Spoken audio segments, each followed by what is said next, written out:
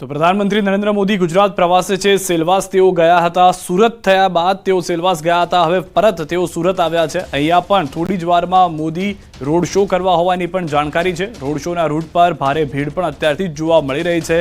આપણે જણાવી દઈએ કે પીએમ મોદીનો જે રોડ શો છે તે શરૂ થવા જઈ રહ્યો છે કેપિટલ સ્ક્વેર હેલિપેડથી, ત્યારબાદ મિડા સ્ક્વેર, મહારાણા પ્રતાપ ચોક, ડીકે નગર, ગણેશનગર રામ મંદિર, સંજયનગર સર્કલ, નીલગિરી સર્કલ થઈ અને સભા સ્થળ સુધી પહોંચશે। વધુ જાણકારી ન્યૂઝ 18 સંવાદદાતા ગૌતમ પાસેથી મેળવીશું।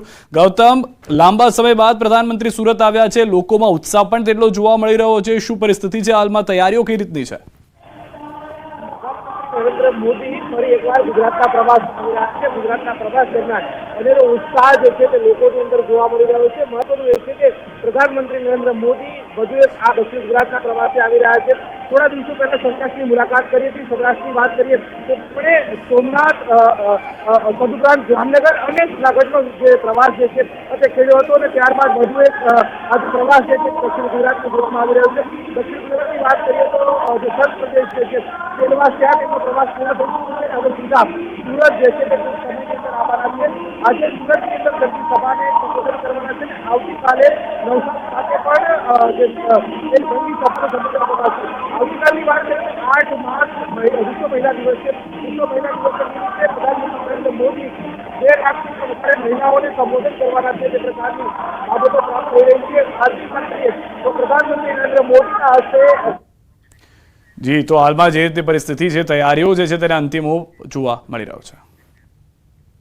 આણંદમાં તસ્કરોનો તરખાટ જોવા મળ્યો। ચોરી અને લૂંટ કરતી ગેંગ સક્રિય થઈ છે। મધ્યરાત્રિએ ચોરી અને લૂંટની ઘટનાને અંજામ આપતી ગેંગ શોપિંગ સેન્ટરોને મધ્યરાત્રિએ તાળાતોડી કરે છે ચોરી। ગત રાત્રિએ આણંદ જનરલ પોસ્ટ ઓફિસ ખાતે આવેલા કોમ્પ્લેક્સમાં ચોરી કરવા જતા 2 ચોર સીસીટીવીમાં પણ કેદ થઈ ગયા છે। હિન્દુ મુસ્લિમ વચ્ચે વૈમનસ્ય ફેલાવવાનું કૃત્ય કરનારની વટવા પોલીસે ધરપકડ કરી છે। સોશિયલ મીડિયા ઇન્ફ્લુએન્સર મહેંદી હુસૈને 4 માર્ચે એક વિડીયો બનાવ્યો હતો, જેની નોંધ વટવા પોલીસે લેતા મહેંદી હસન સાણસામાં આવી ગયો હતો। સોશિયલ મીડિયામાં લાઇક અને ફોલોઅર્સ વધારવા માટે આ કૃત્ય કર્યું હોવાનું જાણવા મળ્યું છે। લોકોને પરેશાન અને પથ્થર ફેંક્યા અંગે વિડીયો બનાવી પોસ્ટ કર્યો હતો।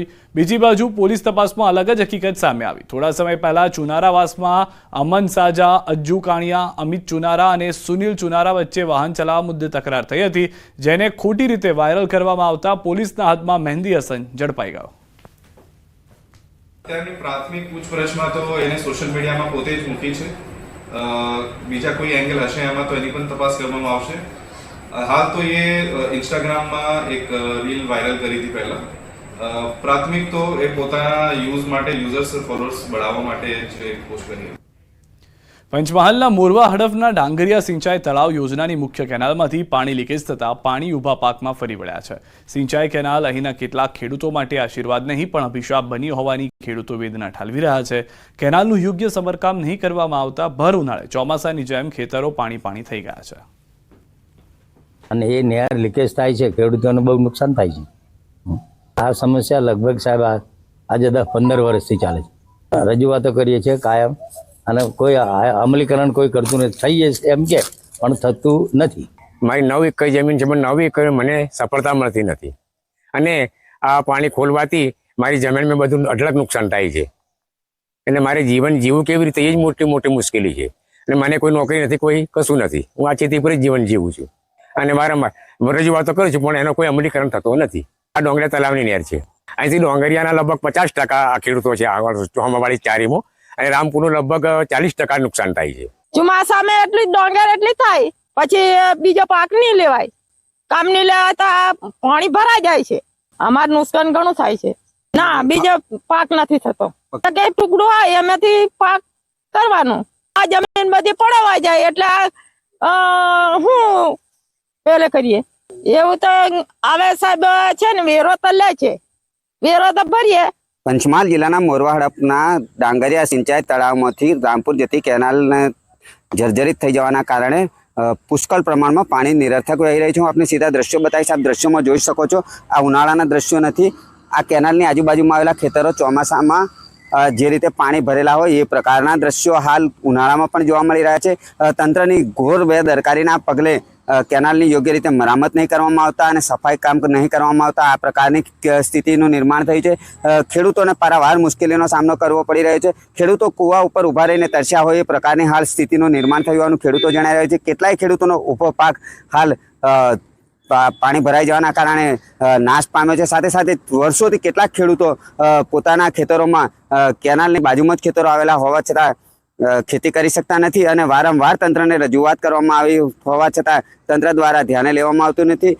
ત્યારે જોવું રહ્યું કે સરકારની વિવિધ યોજનાઓ થકી ખેડૂતોનું જીવન ધોરણ ઊંચું લાવવાના જે પ્રયાસો કરવામાં આવી રહ્યા છે એ પ્રયાસો માટે જે સંલગ્ન જવાબદાર તંત્ર છે ક્યારે ઘોર નિંદ્રામાંથી જાગશે અને ખેડૂતોને વારે આવશે. રાજેશ જોશી, ન્યૂઝ 18 ગુજરાતી, મોરવાડા, પંચમહાલ. સમાચારોમાં અત્યારે બસ આટલું જ. આપ જોતા રહો ગુજરાતની number 1 news channel news 18 Gujarati.